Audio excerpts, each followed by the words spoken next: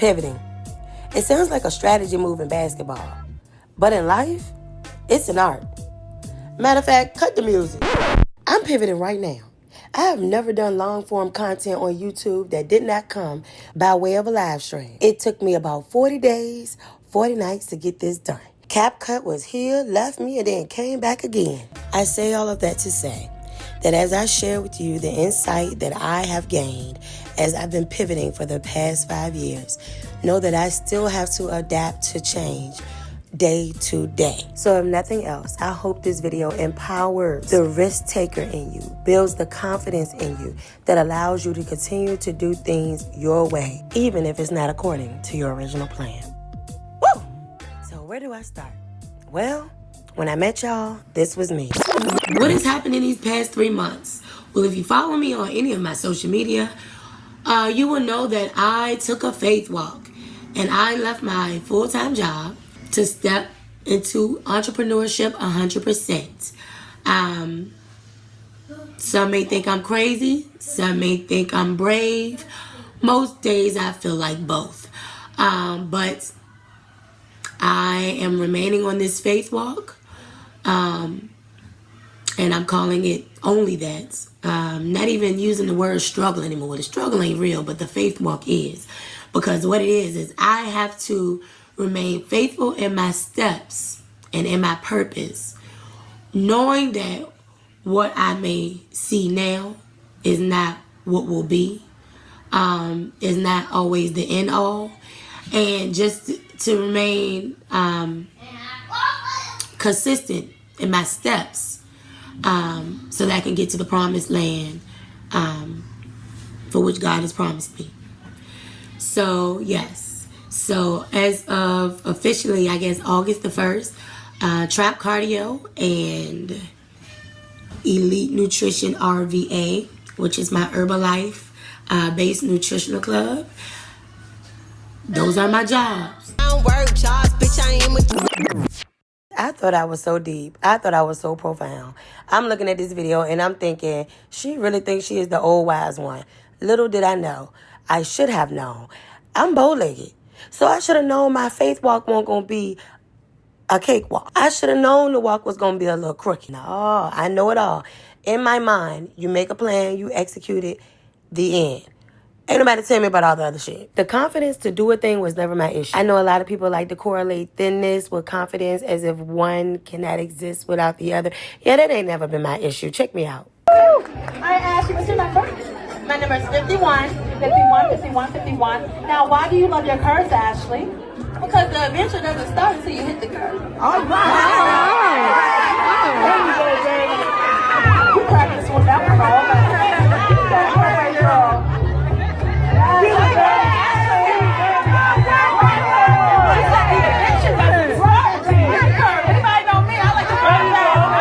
My issue was every time I felt like I had found my flow in life, adversity struck. Some of y'all know the story. Before Trap Cardio, I had officially started teaching dance fitness in 2018. That means I had more than my mama and my family and friends coming to watch me teach.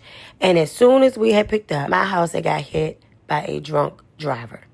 So I had to start over again. Pivoting was starting to tear away at my confidence because on one end, I'm like, hello to a new beginning. Hello to a new way of doing things. Everyone doesn't have that same reaction to change. So sometimes pivoting felt like a constant occurrence of letting people down, disappointing others, whether it meant new location, new time, new methods. And no matter how many times I let the world know I'm just a little black girl with a dream trying to figure it out, everybody wanted me to know that they could do this better than me. Just imagine going from a career where you probably talk to a grand 10 people a day to now having to hear the thoughts, opinions, and suggestions of hundreds of people every day. Be it in person, be it by email, be it by notification, comment, DM. When I tell you there is a reason my phone stays on D&D, this is it. It's a method to protect my peace. And you're probably asking yourself, how did you remain faithful on this walk with all of that noise?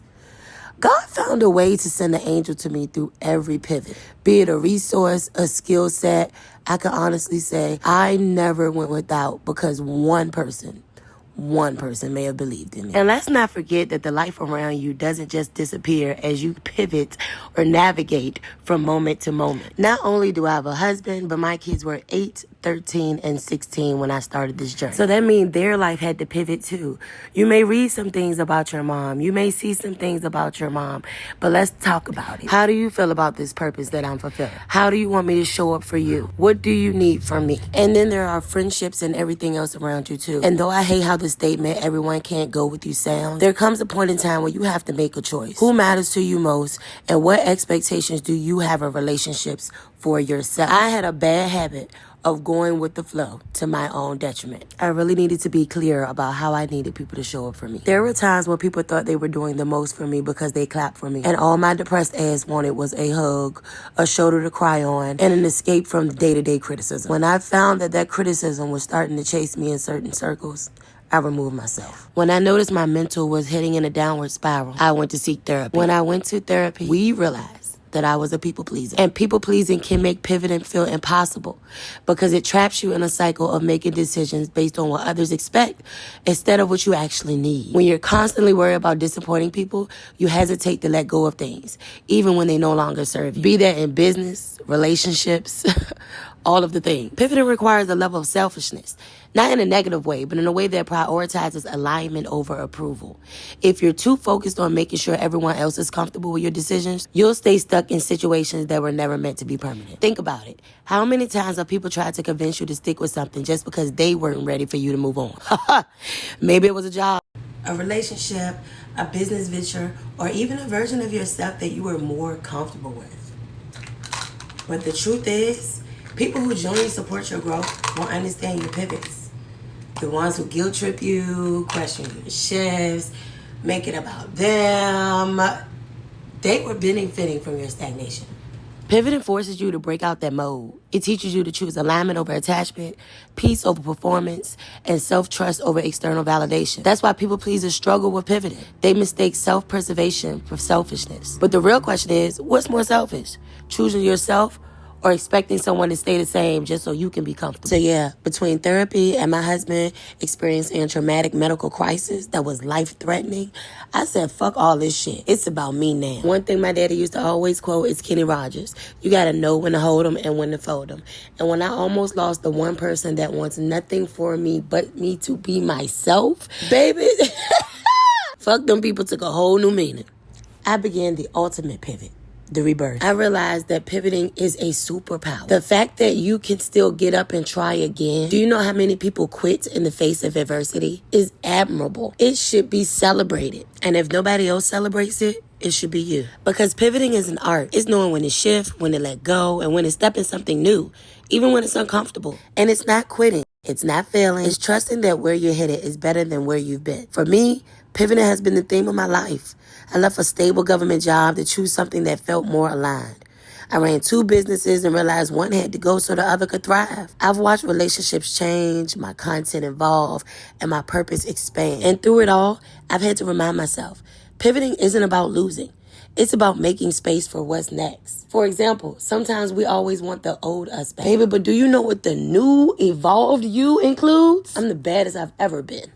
The hardest part of it all is just letting go of what's familiar. Thinking, what if this is as good as it gets? Because we hold on. But the truth is, every time I've pivoted, every time I've surrendered to change, I've ended up in a place that served me better. So if you feel like you're at a crossroads, stuck between where you are and where you know you need to be, this is your sign.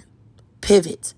Move. Trust that what's ahead is worth the shift. I know I'm not the only one who's had to pivot in life. Drop a comment and tell me about a time you've had to shift, whether it was in your career, relationships, or just your mindset. How did it change you? Because the greatest gatekeeping we do isn't about products or services. It's about withholding life experiences that can help someone else. So let's talk about it.